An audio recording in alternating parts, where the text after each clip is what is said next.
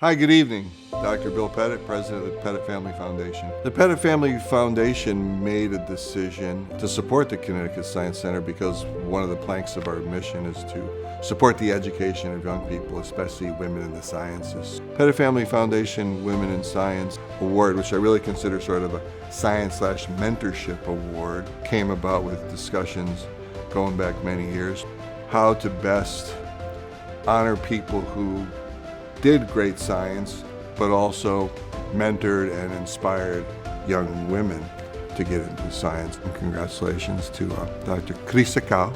She had a wonderful resume that was stacked full of scientific achievements in engineering, as well as a lot of mentorship. Hello, good evening. I'm Marisa Krusako, and I'm Professor and Department Head of Civil and Environmental Engineering at the University of Connecticut. Environmental geochemistry is the science of what the earth materials are made of, and specifically also my research has to do with pollutants that are harmful for the environment and for humans. So I investigate how these pollutants move through the environment and they affect things like the water that we drink. Brownfields redevelopment is the restoration of former industrial sites. So for example, New England has a lot of historic textile mills that were abandoned after the 50s and the 60s, and they are left with a lot of pollution abandoned in the middle of communities. And a lot of the times we see that these mills are near people of color, minorities, people of low income, and that is what we call environmental justice, even though what it really is environmental injustice. And this is why it is really important for us to be addressing these problems and removing those negative impacts from these communities. As a professor, my first and foremost function is to be an educator.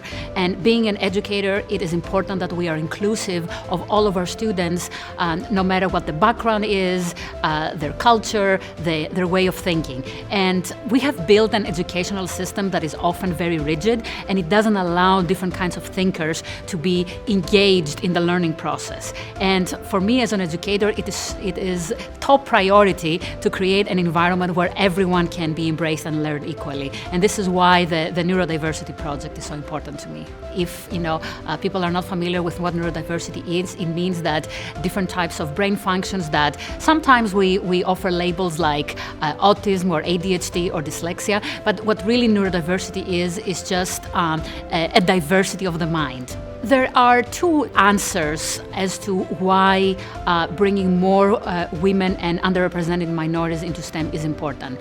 And the first one is fairly simplistic, and it is that we simply need more scientists and engineers. We do not have enough of them. But there is another answer that for me, it is the more important one. Science and engineering also have a very much like human and political component. So where we invest, how we make decisions, what kind of discoveries we make depends on who is at the table.